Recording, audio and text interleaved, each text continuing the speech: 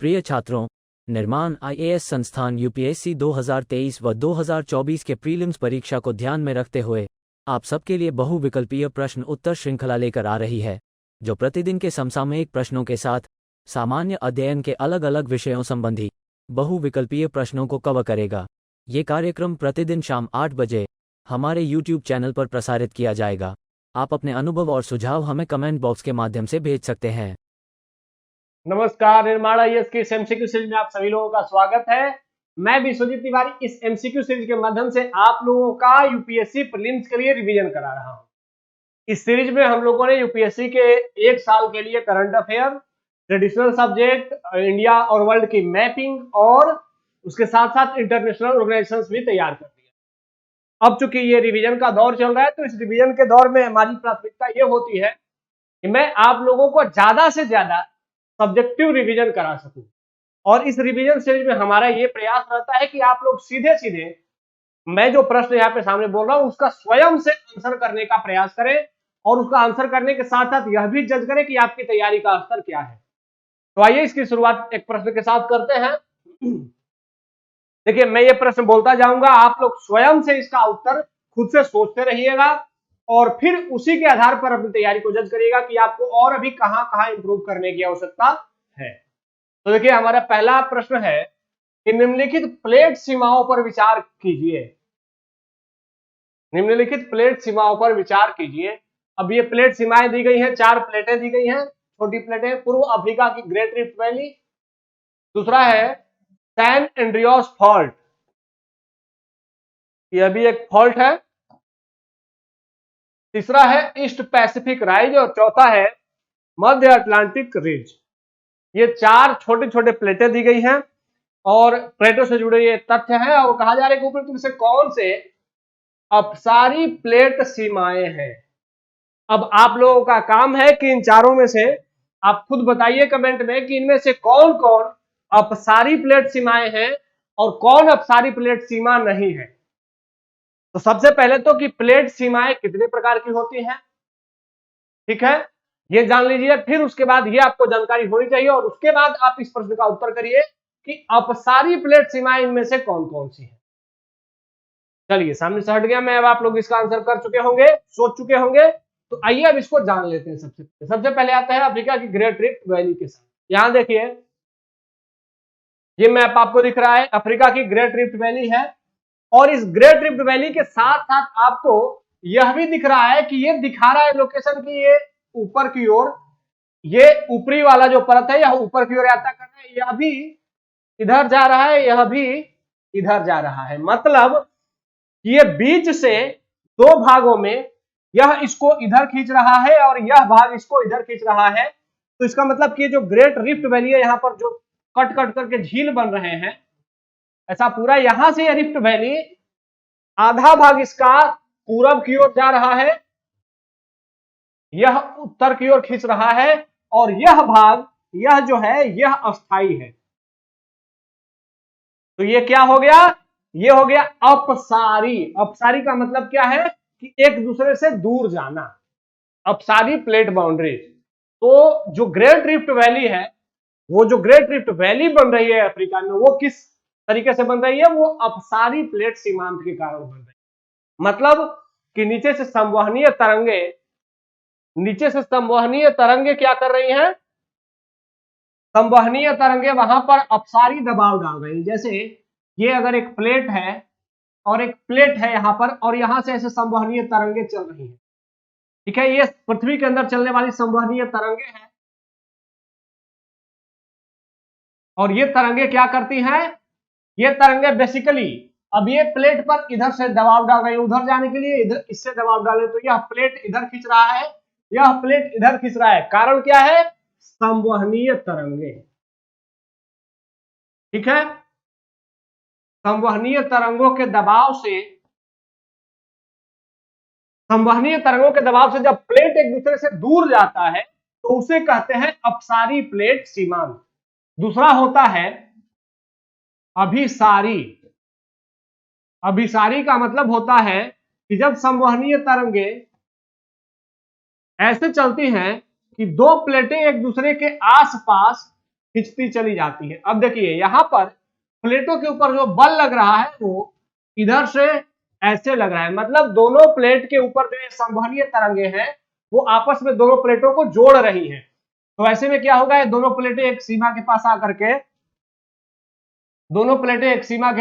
के क्या करेंगी, टकराएंगी, और इनके टकराने से जो भी भारी प्लेट होगी वह नीचे की ओर घुस जाएगी और एक जो हल्की प्लेट होगी उसके ऊपर चढ़ जाएगी जब टकराएंगी। तो अब इसको आप समझ सकते हैं यूरेशियन प्लेट और भारतीय प्लेट से। तो यूरेशियन प्लेट क्या है, यूरेशियन प्लेट भारी है। अब ये आप लोग कमेंट में बताएंगे कि यूरेशियन प्लेट नीचे जाता है कि इंडियन प्लेट नीचे जाता है, लेकिन ये यूरेशियन प्लेट और इंडियन प्लेट जब आपस में टकराते हैं तो एक प्लेट ऊपर चला जाता है और एक प्लेट नीचे चला जाता है, और वहां पर टकराने से जो फोल्ड पैदा होता है वह वलित पर्वत के रूप में पैदा हो जाते हैं, तो उसी से हिमालय बना है। तो ये क्या है, ये हो गए अभिसारी प्लेट सीमांत। ठीक है, एक और कंडीशन होती है, ये अभिसारी है, ये अपसारी प्लेट सीमांत है। ठीक है, और एक और कंडीशन होती है जब ये प्लेटें एक दूसरे के समानांतर, या तो इधर और एक दूसरे से उधर, या फिर दोनों एक ही साथ एक ही दिशा की ओर गति करने लगती हैं, लेकिन बीच में भ्रंश पैदा हो जाता है। ठीक है, तो ये तीन कंडीशंस होती हैं और तीनों के कंडीशन के जिम्मेदार कारक होती हैं संवहनीय तरंगे।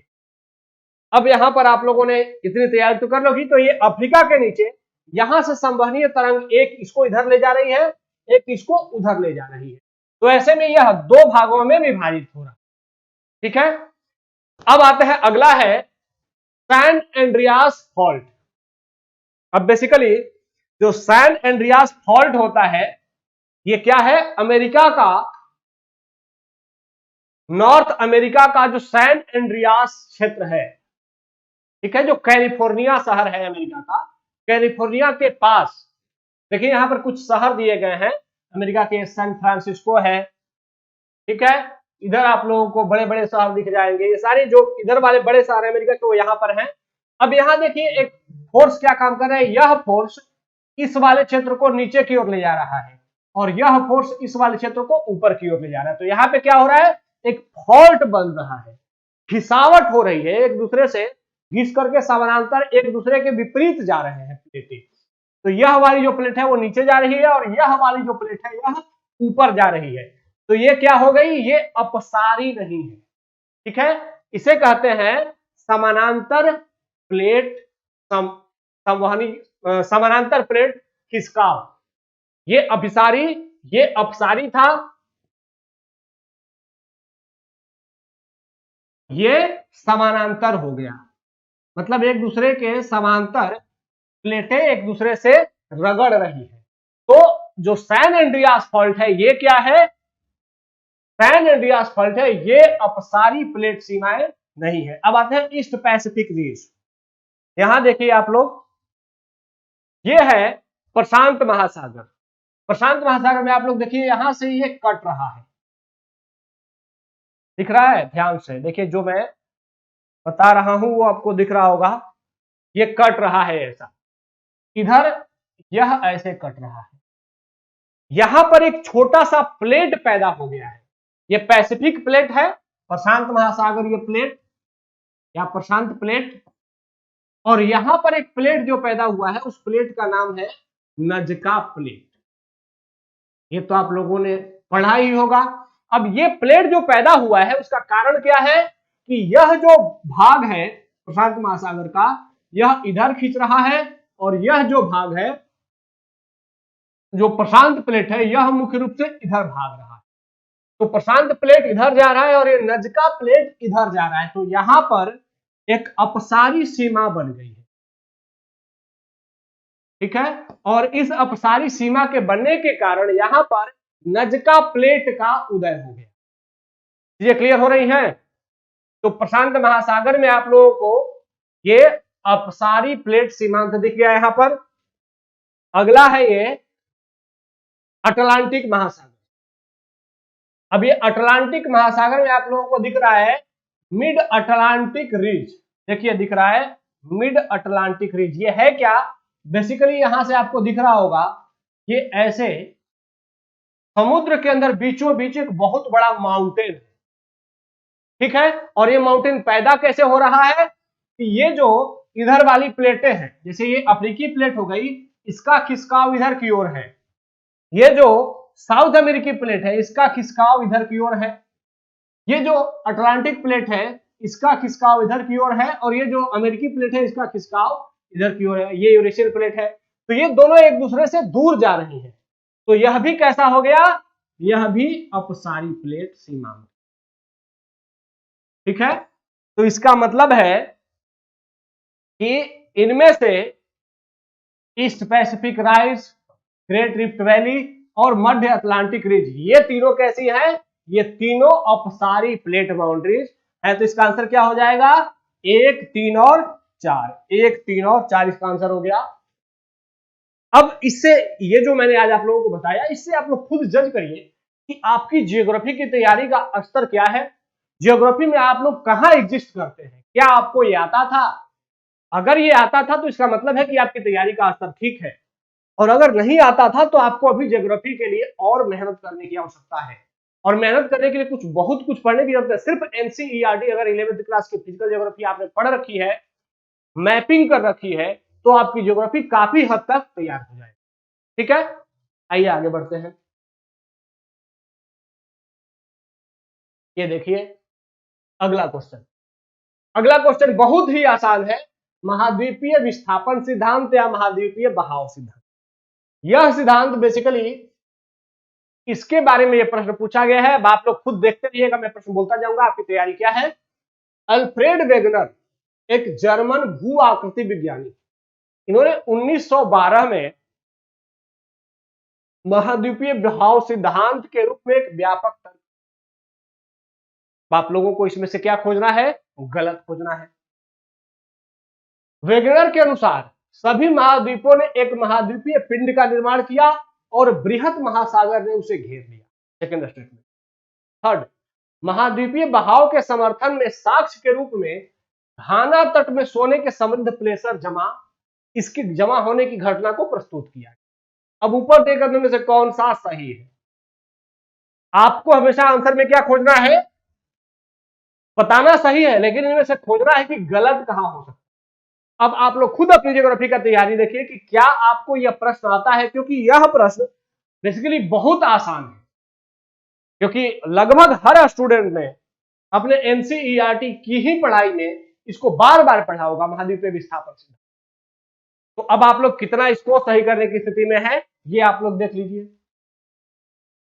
ट्रिक क्या है, चलिए अब आप लोगों ने अपना आंसर कर लिया होगा, मुझे उम्मीद है। अब ट्रिक ये है, एक बार मैंने आपको बार बार इसे बताया है कि जब भी किसी एक ही स्टेटमेंट में बहुत सारे फैक्ट मिल जाए, 2 से अधिक फैक्ट मिलने लगे, तो समझिए कि कुछ गलत होने की संभावना यहां पर है, there is possibility to be wrong. अगर वहां पर 2 से अधिक फैक्ट है तो वहां पर गलत होने की संभावना भी बहुत अधिक है। यहां देखिए, एक तो व्यक्ति का नाम, जर्मनी, भू आकृति विज्ञानी, 1912, यहां पर तो 4-4 फैक्ट है पहले स्टेटमेंट में, तो आपको आना चाहिए था ये, लेकिन अगर नहीं आ रहा है तो यह गलत हो रहा है, क्योंकि यहां पर बहुत सारे फैक्ट हैं। ये आप एलिमिनेशन टेक्निक यूज कर सकते हैं। अब 2 और 3 इसके सही हो रहे हैं, तो आंसर हो जाएंगे। अब इसको जान लेते हैं, महाद्वीपीय प्लेट विस्थापन सिद्धांत है क्या भाई। ये ध्यान रखना है, यहां पर बहुत छोटा सा इशू था। अल्फ्रेड वेगनर ने, जो कि जर्मनी के थे, इन्होंने 1912 में ही महाद्वीपीय विस्थापन सिद्धांत दिया था, लेकिन ये भू आकृति विज्ञानी नहीं थे, बल्कि ये मौसम विज्ञानी थे, ठीक है। तो कितना माइन्यूट स्तर पर जाकर के यूपीएससी ने या क्वेश्चन बनाने वाले सेटर ने इसको गलत कराया है। अब अगर आपने फोकस होकर के एनसीईआरटी नहीं पढ़ी है तो यहां पर आप मिस कर जाएंगे, ठीक है। तो ये थोड़ा ध्यान देना है। अब इस वेगनर ने सिद्धांत क्या दिया था, तो सिद्धांत ये दिया था प्लेट महाद्वीपीय विस्थापन सिद्धांत, कि सबसे पहले पृथ्वी पर एक बहुत बड़ा भूभाग था जिसे इन्होंने पैंजिया कहा, और उस भूभाग को चारों ओर से जो जल ने घेरा हुआ था, उस जल को जो महासागर समझा गया उसे उन्होंने पैंथालासा। फिर उन्होंने कहा कि कुछ बल उस पृथ्वी पर लगते थे, उस भूभाग पेंजिया पर लगते थे, जो उस पेंजिया को दो भागों में खींच रहे। वो बल कौन सा था?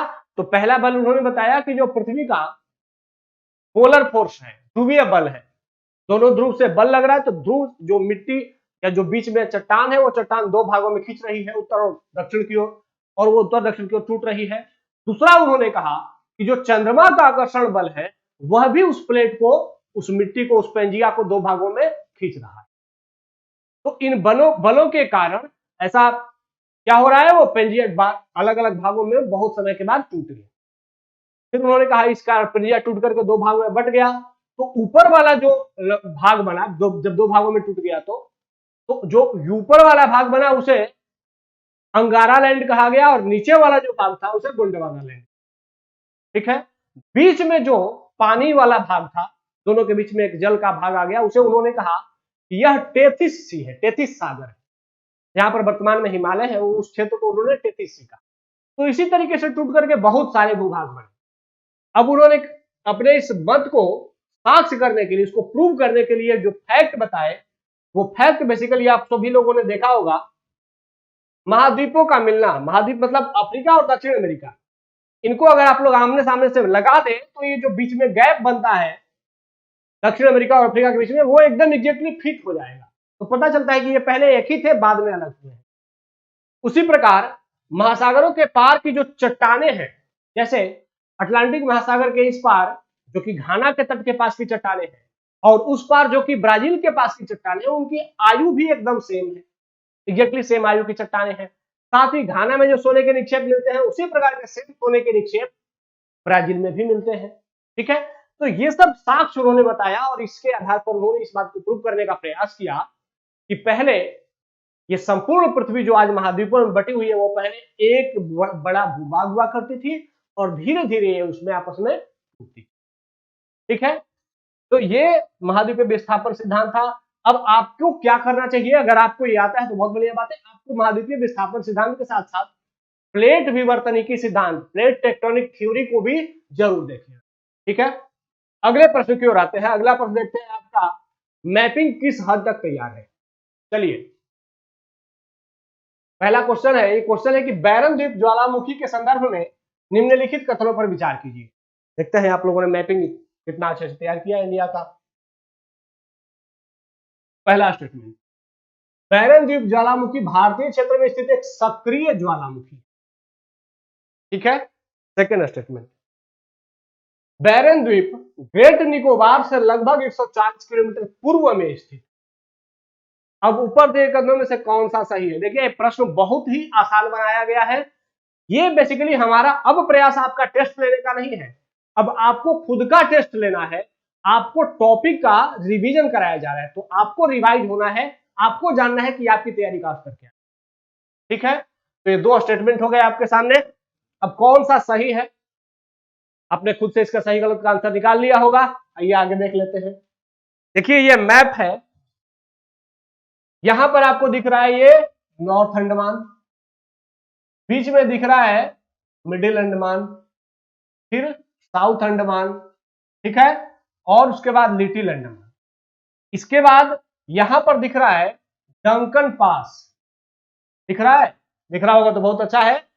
यहां पर है कार निकोबार, और लिटिल अंडमान और कार निकोबार के बीच में है यहां पर 10 डिग्री चैनल। अगर नहीं दिख रहा है तो आप लोग जो मैं बोल रहा हूं उसके अनुसार आप लोग मैप तैयार कर लीजिएगा, बना लीजिएगा। कार निकोबार के नीचे है, यहां पर देखिए, लिटिल निकोबार, और सबसे नीचे है ग्रेट निकोबार। अब यहां पर और दिख रहा होगा आपको, और सबसे महत्वपूर्ण पॉइंट जो कि अभी बात हाल ही में अपडेट हुआ है कि अंडमान निकोबार से होकर के कौन सी राष्ट्रीय राजमार्ग गुजरती है, और उसका आंसर क्या है कि NH, national highway number 4, NH4। यह कहां से होकर गुजरती है? ये अंडमान निकोबार से होकर के, बेसिकली अंडमान से होकर के गुजरती है। अब प्रश्न उठता है, यहां पर देख लीजिएगा कि जो पोर्ट ब्लेयर है, जो अंडमान निकोबार की राजधानी है, वो किस आइलैंड पर, किस द्वीप पर उपस्थित है? तो यहां देखिए, जो साउथ अंडमान है वहीं पर पोर्ट ब्लेयर भी उपस्थित है। तो जो अंडमान निकोबार की राजधानी है साउथ अंडमान, और पोर्ट ब्लेयर वो किस पर है, साउथ अंडमान पर है। यहीं पर एक आइलैंड आपको दिखेगा, नेताजी सुभाष चंद्र बोस आइलैंड, जिसे पहले रोस आइलैंड कहा जाता था। यह आइलैंड भी साथ ही नेताजी सुभाष चंद्र बोस के साथ साथ स्वराज आइलैंड और शहीद आइलैंड, ये तीनों के तीनों प्रमुख आइलैंड किस पर है, तो साउथ अंडमान पे। याद कर लेना है कि जो नेताजी सुभाष चंद्र बोस आइलैंड हुआ, स्वराज आइलैंड हुआ, शहीद आइलैंड हुआ, ये सब आइलैंड किसके पार्ट है, तो ये सभी आइलैंड साउथ अंडमान के पार्ट है। ठीक है, और यहां पर देखिए ये है बैरन आइलैंड, बैरन द्वीप। बैरन द्वीप बेसिकली कहां है, तो ये साउथ अंडमान से थोड़ा सा ऊपर है। इसका मतलब है कि मिडिल अंडमान से लगभग 140 से 150 किलोमीटर इधर है, 150 किलोमीटर ईस्ट में। तो यहां पर बैरन आइलैंड भी हो गया। अब ये 10 डिग्री चैनल क्या करता है, अंडमान निकोबार को डिवाइड करता है। अंडमान निकोबार में भी बेसिकली लिटिल अंडमान को और कार निकोबार को। ठीक है, तो ये सब चीजें आपको पता चल गई। फिर इधर देख लीजिए कि जो ग्रेट निकोबार है, इसको इंडोनेशिया से अलग करता है ग्रेट चैनल। तो ये सब फैक्ट आपको पता होने चाहिए। ठीक है, और अगर नहीं पता है तो तुरंत एटलस खोल करके अंडमान निकोबार द्वीप को बहुत अच्छे से जरूर तैयार कर लीजिए, और उसी तरीके से लक्षद्वीप को भी तैयार जरूर करें। ठीक है, चलिए आगे बढ़ते हैं। तो इसका आंसर क्या हो जाएगा, इसका आंसर हो जाएगा कि पहला स्टेटमेंट तो सही है, लेकिन बैरन द्वीप ग्रेट निकोबार से नहीं बल्कि मध्य अंडमान से,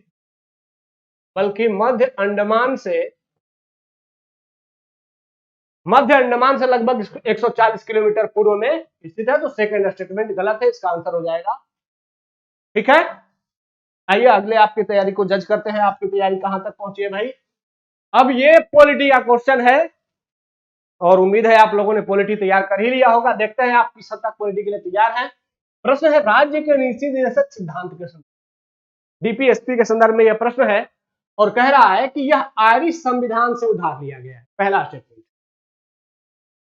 आपको पता तो होगा ही। ठीक है, सेकेंड स्टेटमेंट, डीपीएसपी के तहत लागू की गई नीति तब तक प्रतिवर्ती नहीं होगी जब तक कि प्रासंगिक डीपीएसपी को संवैधानिक संशोधन के माध्यम से हटा नहीं दिया।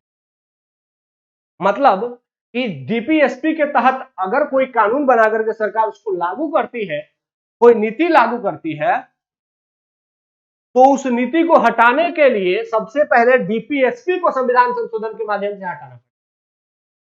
थर्ड स्टेटमेंट, डीपीएसपी नागरिक राजनीतिक स्वतंत्रता का आनंद लेने वाले विशिष्ट व्यक्तियों के उदार दर्शन को दर्शाता।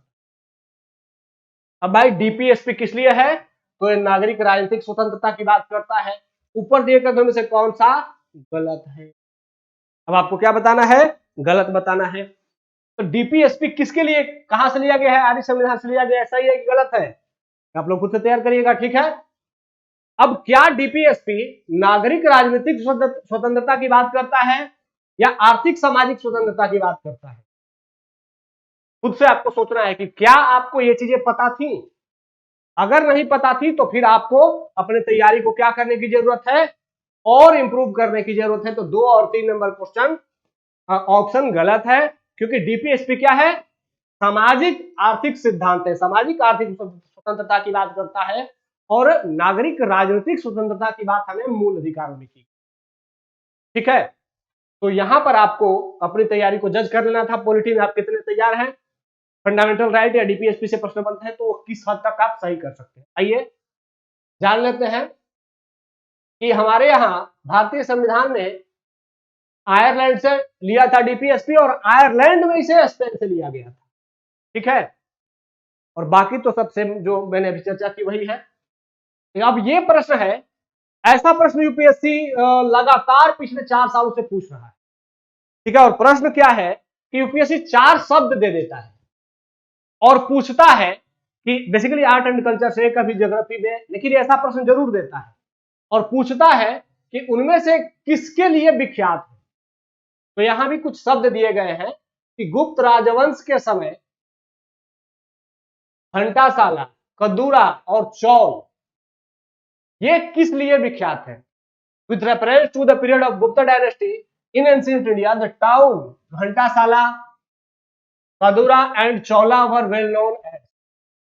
तो ये नगर किस लिए विख्यात है? देखिए, तो एक साल यूपीएससी ने ये नगर दिए थे, दूसरे साल यूपीएससी ने 4 झील दिए थे, ठीक है, लेकिन वो झील ऐसे थे जो कि आप कॉमन रूप से नहीं पढ़ते। उसी प्रकार इन सब के बारे में भी आपने शायद नहीं पढ़ा होगा, लेकिन यहां पर एक बात ध्यान रखना है कि जब यूपीएससी कोई ऐसा प्रश्न पूछता है उसमें से एक ऑप्शन, जैसे जब झील उन्होंने पूछा था तो उसमें एक बार झील डाल दिया था 2021 का क्वेश्चन में, कि उसमें डिडवाना एक झील डाल दिया था, बाकी सभी झील ऐसे थे जो कि नहीं पढ़े गए थे लगभग, लेकिन एक झील था जो कि कॉमन था, डिडवाना। तो यहां पर भी एक शब्द कॉमन है, घंटासाला। अब आपने कदूरा नहीं पढ़ा होगा, चौल नहीं पढ़ा होगा, लेकिन घंटासाला अगर आप एनसीईआरटी पढ़े होंगे 11th क्लास की एंशिएंट इंडिया की, तो उसमें घंटासाला बार बार यूज किया गया है। और घंटासाला क्या था? ये आंध्र प्रदेश में अवस्थित एक बंदरगाहीय नगर। तो जैसे ही आपने अब कदूरा और चौल समझ करके सोचा कि तो हमने पढ़ा ही नहीं है और फिर आपने छोड़ दिया प्रश्न, लेकिन ये प्रश्न बन सकता था कैसे? अगर आपने घंटासाला कहीं से सुना है तो घंटासाला के आधार पर क्या है भाई? घंटासाला एक बंदरगाह है, तो इसमें क्या है? विदेशी व्यापार करने वाला बंदरगाह, ये ऑप्शन सही है। तो उसी प्रकार यूपीएससी ऐसा एक क्वेश्चन देता है, एक ही क्वेश्चन देता है, और उस एक क्वेश्चन में 4 ऑप्शन रहते हैं, 4 चीजें, 4 नगर, 4 झील जो भी है, उनमें से एक आपको आएगा, बाकी नहीं आएंगे। तो वहां पे समझ लेना है कि वही सही है, वह जो है वो आपके लिए सही आंसर है, ठीक है। आइए आगे बढ़ते हैं। अब ये पॉलिटी का ही क्वेश्चन है, स्टार प्रचारक। आप लोग भी बहुत सारे स्टार होने वाले हैं लाइफ में, देखते हैं आप इस स्टार प्रचारक को कितना जानते हैं। चलिए आपकी तैयारी का स्टार प्रचारक देख लेते हैं। स्टार प्रचारकों के संदर्भ में निम्नलिखित कथनों पर विचार करें। पहला, भारत के चुनाव आयोग के पास किसी राजनीतिक दल के स्टार प्रचारकों को हटाने की अनुमति या शक्ति नहीं है, ठीक है। अब ये प्रश्न बहुत जरूरी था, ये आपको रियलाइज कराने के लिए कि आपने पॉलिटिक्स सिर्फ वहीं से पढ़ा है, एक बेसिक पढ़ा है, या पॉलिटिक्स को गहन तरीके से पढ़ा है, क्योंकि पॉलिटिक्स के 4-5 क्वेश्चन तो गहन तरीके से प्रश्न पूछे जाने वाले होंगे ही।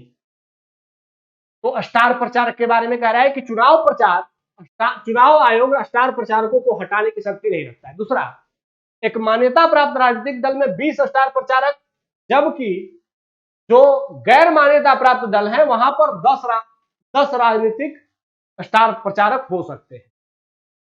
मतलब अगर कोई ऐसा दल, अगर मान्यता प्राप्त राजनीतिक दल है तो उसमें 20 स्टार प्रचारक, और मान्यता नहीं है तो उसमें 10 स्टार प्रचारक हो सकते हैं चुनाव के दौरान। स्टार प्रचारकों द्वारा चुनाव प्रत्याशी के साथ संबोधित किए गए मंचीय कार्यक्रम पर किए गए खर्च को चुनाव प्रत्याशी की व्यय सीमा में शामिल होने से छूट दी। अब कह रहा है ऊपर दिए कथनों में से कौन सा सही है? भाई अब आप लोग खुद से बताइए कि इनमें से आपने कितना सही पढ़ा है, आपको कितना आता है, ठीक है। अब आपने स्टार प्रचारक को कितना जाना है। चलिए अब मैं बता देता हूं इसका आंसर आपके लिए। आप लोगों ने तो आंसर सोच ही लिया होगा, आइए देखते हैं।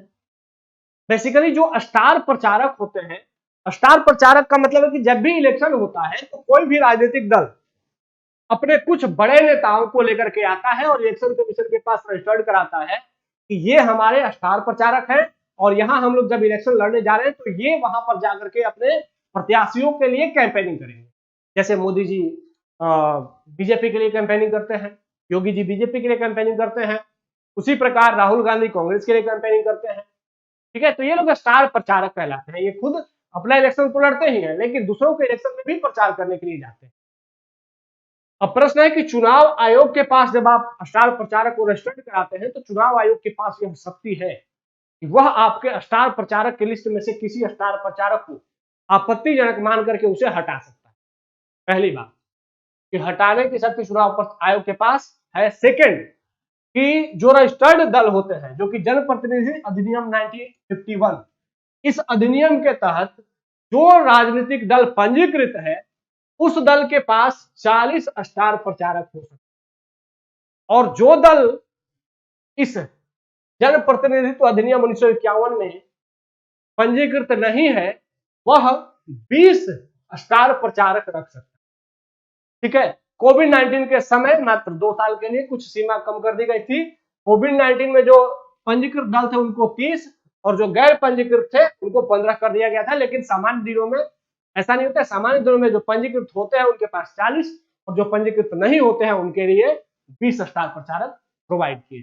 ठीक है, अब कथन 3 है कि भाई स्टार प्रचारक, आपके तो चुनाव आयोग ने आपके लिए मैक्सिमम सीमा लगा रखी है कि आप एक इलेक्शन में कितना खर्च कर सकते हैं।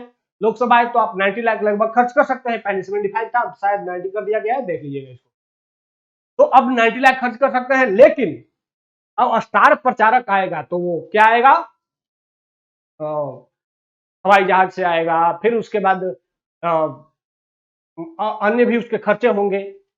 तो उसका खर्चा ही इतना बड़ा हो जाता है कि एक ही स्टार प्रचारक का खर्च करने में आपके 20-30 लाख रुपए खर्च हो जाते हैं। तो एक बार 20-30 लाख रुपए खर्च हो गए, आपको खर्च ही करने हैं पूरे कैंपेनिंग में 90 लाख। तो ऐसे में जबकि खर्च बहुत ज्यादा हो जाते हैं, तो यह प्रश्न उठता है कि फिर स्टार प्रचारक का खर्चा किसमें जोड़ा जाए? क्या उसे प्रत्याशी के खर्चे में जोड़ा जाए या राजनीतिक दल के खर्चे में जोड़ा जाए? तो इलेक्शन कमीशन कहता है कि आपका स्टार प्रचारक का खर्चा इलेक्शन कमीशन छूट देता है। अगर वो अकेले आकर के प्रचार करता है आपके लिए, तो वह जो खर्च होता है वह खर्च आप में नहीं जोड़ा जाएगा। आप उसके बावजूद 90 लाख खर्च कर सकते हैं। लेकिन अगर आपने स्टार प्रचारक के साथ खड़े होकर के मंच साझा किया है, तो अगर वो खर्चा है तो वो फिर आप में जुड़ेगा। तो स्टार प्रचारक अगर अकेले प्रचार करता है तो खर्च आप में नहीं जुड़ेगा। लेकिन स्टार प्रचारक के साथ जब आप मंच साझा करते हैं तो पैसा आप में जुड़ जाएगा। अगर स्टार प्रचारक के पोस्टर पर आपके पोस्टर पर स्टार प्रचारक का फोटो है तो उसका भी पैसा आपके इलेक्शन का जो खर्च होता है उसमें जुड़ जाएगा। तो ये 2 प्रावधान है और इन दोनों प्रावधान के साथ स्टार प्रचारक का खर्च सामान्य रूप से जो उम्मीदवार होते हैं उनके खर्चे में जुड़ जाता है। अगर उम्मीदवार का स्टार प्रचारक ने प्रचार किया लेकिन उम्मीदवार का नाम नहीं लिया, उम्मीदवार के साथ मंच साझा नहीं किया, तो उसके क्षेत्र में अगर स्टार प्रचारक ने कैंपेनिंग भी कर दी तब भी स्टार प्रचारक का खर्च इलेक्शन कमीशन कहता है कि उस व्यक्ति के खर्च में काउंट नहीं। ठीक है, तो ये मैं यहां से हट जाता हूं। आप लोग इसको एक बार स्क्रीनशॉट लेकर के देख लीजिएगा, बहुत इंपॉर्टेंट है। ठीक है, आइए अगले क्वेश्चन की ओर बढ़ते हैं। अगला क्वेश्चन तो भाई आप लोगों ने खूब बार बार पढ़ा होगा, भारत के राष्ट्रपति के महाभियोग के बारे में। प्रश्न है कि भारत के राष्ट्रपति पर संविधान के उल्लंघन, साबित कदाचार और अक्षमता, इसके आधार पर महाभियोग लगाया जा सकता। आप लोग कितने पढ़े हुए हैं पॉलिटी को, इसको ध्यान रखिए। मैं प्रश्न पढ़ता जा रहा हूं, आप लोग इसका आंसर भी करते जाए। ठीक है, सेकेंड स्टेटमेंट, महाभियोग के आरोपों पर लोकसभा में कम से कम 100 सदस्य और राज्यसभा के 50 सदस्यों के हस्ताक्षर होने चाहिए। थर्ड स्टेटमेंट, संयुक्त राज्य अमेरिका के राष्ट्रपति के विपरीत, खिलाफ नहीं विपरीत, महाभियोग की प्रक्रिया भारत के राष्ट्रपति की तुलना में आसान है। थर्ड स्टेटमेंट कह रहा है कि संयुक्त राज्य अमेरिका के राष्ट्रपति पर महाभियोग लगाना भारत के राष्ट्रपति की तुलना में आसान है। ठीक है, तो ये 3 स्टेटमेंट है, आपको सही बताना है। आप लोगों ने इसको पढ़ लिया होगा, आप लोगों ने खुद से आंसर भी कर लिया होगा। अब आइए आगे देखते हैं आपका आंसर कहां तक सही। पहले कि हमारे संविधान का जो आर्टिकल नंबर 61 है, यह कहता है कि राष्ट्रपति पर केवल किस आधार पर भाई, संविधान के उल्लंघन के आधार पर महाभियोग लगाया जा सकता है। मतलब कि साबित कदाचार और अक्षमता, यह राष्ट्रपति पर महाभियोग लगाने के लिए प्रावधान नहीं है। ठीक है, राष्ट्रपति पर सिर्फ एक ही आधार पर महाभियोग चलाया जा सकता है और वह आधार क्या है, संविधान का। ठीक है, हालांकि संविधान के उल्लंघन शब्द को संविधान में परिभाषित नहीं किया गया कि वह संविधान का कैसे उल्लंघन करेगा। तो ये हो गया। दूसरा कि राष्ट्रपति पर महाभियोग के आरोपों पर सदन के 1/4 सदस्यों द्वारा हस्ताक्षर किए जाने चाहिए और राष्ट्रपति को 14 दिन का नोटिस दिया जाना चाहिए। तो सदन का 1/4, सदन का 1/4 का मतलब है कि लोकसभा में अगर 545 है, 550 है, जितने भी है, उसका 1/4 सदस्य जरूर हस्ताक्षर करके और तब वो महाभियोग सदन में प्रस्तुत करें। ठीक है, जैसे राज्यसभा में 250 है तो उसका 1/4 प्रस्तुत करेंगे और फिर उस सदन द्वारा 2/3 बहुमत से महाभियोग का प्रस्ताव पारित किया जाना चाहिए। और अगर एक सदन 2/3 बहुमत से महाभियोग का प्रस्ताव पारित कर देता है, चाहे वो कोई भी सदन हो, लोकसभा या राज्यसभा, तब वह प्रस्ताव फिर दूसरे सदन में जाएगा और दूसरे सदन उस प्रस्ताव की जांच करेगा कि क्या राष्ट्रपति ने सच में संविधान का उल्लंघन किया है, और फिर उसके बाद दूसरा सदन सिर्फ साधारण बहुमत से प्रस्ताव पारित करेगा। ध्यान रखना है, पहला सदन 2/3 बहुमत और दूसरा सदन साधारण बहुमत से उस प्रस्ताव को अगर पारित कर देता है तो राष्ट्रपति पर महाभियोग हो जाएगा, राष्ट्रपति पर महाभियोग लग जाएगा और उसी समय से राष्ट्रपति का पद च्युत माना जाएगा, समाप्त माना, राष्ट्रपति को पद से हटाया मान लिया जाएगा। तो ये तरीके से हमने देख लिया। भारत की तुलना में जो संयुक्त राज्य अमेरिका के राष्ट्रपति को महाभियोग लगाने की जो प्रक्रिया वो थोड़ी सी आसान है। आसान कैसे है कि वहां पर पहले सदन में साधारण बहुमत से ही प्रस्ताव पारित करना होगा और सीनेट में 2/3 बहुमत की आवश्यकता होती है। मतलब कि भारत में राष्ट्रपति के खिलाफ महाभियोग प्रस्तुत करना बड़ा कठिन है, क्योंकि प्रस्तुत करने के लिए आपको कितने सदस्य के हस्ताक्षर चाहिए? 1/4 और 2/3 बहुमत से पारित होना चाहिए पहले ही सदन में। लेकिन अमेरिका में महाभियोग लगाना आसान है। क्यों? क्योंकि पहले सदन में वहां पर 2/3 नहीं, सिर्फ साधारण बहुमत चाहिए। दूसरे सदन में जरूर वहां पर 2/3 बहुमत की आवश्यकता होती है, लेकिन महाभियोग लगाना अमेरिका में आसान है, भारत में महाभियोग लगाना कठिन है। ठीक है, तो चीजें समझ गए आप लोग। उम्मीद है आप लोग अपनी तैयारी को सही तरीके से जज कर रहे हैं और इस रिवीजन सीरीज में लगातार मेहनत करते रहिए। मैं आप लोगों को पूरे यूपीएससी के लिए जो बेसिक चीजें हैं, साथ साथ जो एडवांस चीजें हैं, उनका पूरा रिवाइज करा दूंगा। आप लगातार ऐसे ही प्रयास करते रहिए। हमसे जुड़ने के लिए धन्यवाद। जय हिंद।